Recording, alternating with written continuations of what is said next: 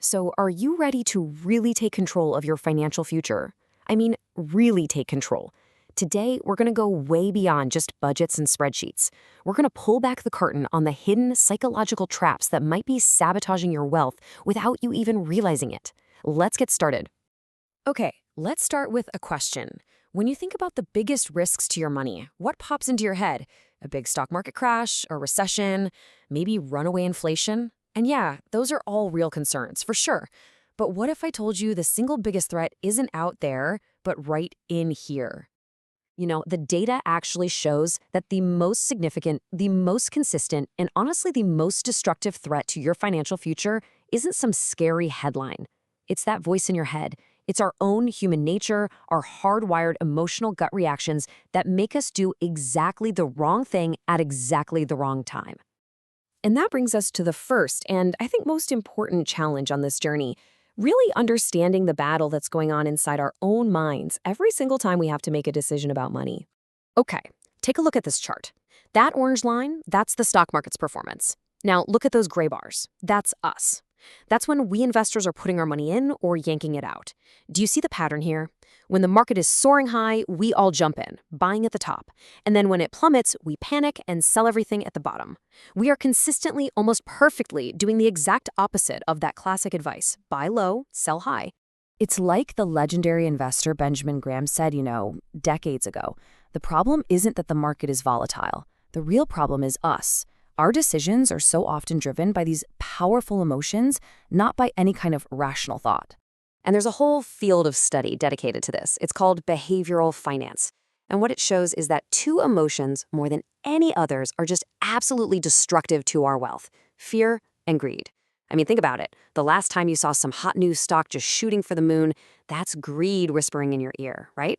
And what about when the whole market takes a nosedive? That's fear screaming at you to sell everything and run.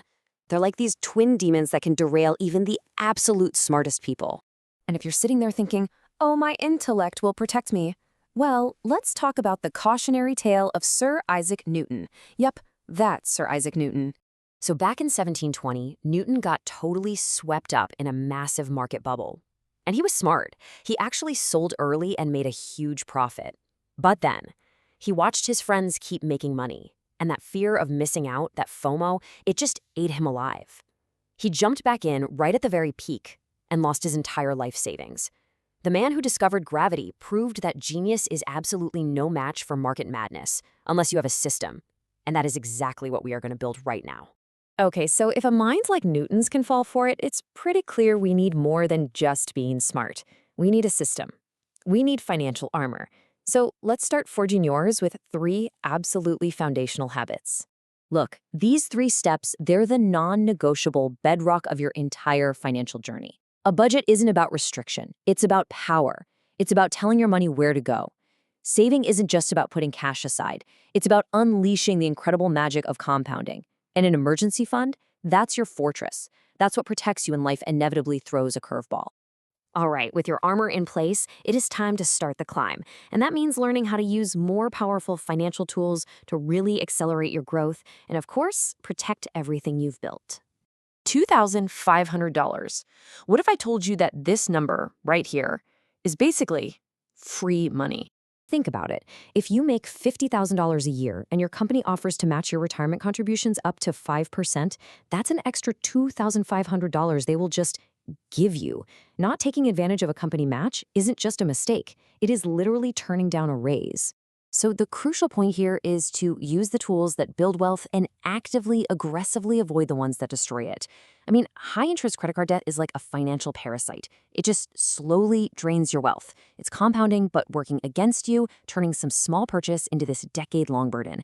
And look, you don't need to be a Wall Street guru, but you have to learn the basics of investing so you can make smart decisions for your own future. All right, now for the final stage of our journey. Once you've got a handle on your emotions and your tools, you can start to think like a strategist, using the rules of the system itself to maximize your efforts and keep more of the money you earn. I want you to think of your investments like a garden. You wouldn't plant everything in the same soil, right? You want different crops for different seasons. Well, diversifying your money across these 3 tax buckets is just like that. Each one has different rules. Using all 3 gives you way more options and flexibility when it's finally time to enjoy the fruits of your labor. Okay, now this is where we get into the real pro-level moves. There's a strategy called bunching, and it is a brilliant way to outsmart the tax code. Just look at Stan and Judy here. By strategically bunching 2 years of charitable donations into 1 year, they push themselves over the limit to itemize their deductions. Then the next year, they just take the standard deduction. And what's the result? An extra $6,000 in their pockets. That's it, just by timing things a little differently. So, let's quickly recap your financial toolkit. It all starts with mastering your own psychology. Then you build that solid foundation with basic habits. You leverage the powerful tools out there, like your 401k. And finally, you learn to think strategically, like a chess master, to optimize your results. You really do have the power to build the financial future that you deserve. You see, the road to financial freedom, it isn't about some single giant leap. It's a journey.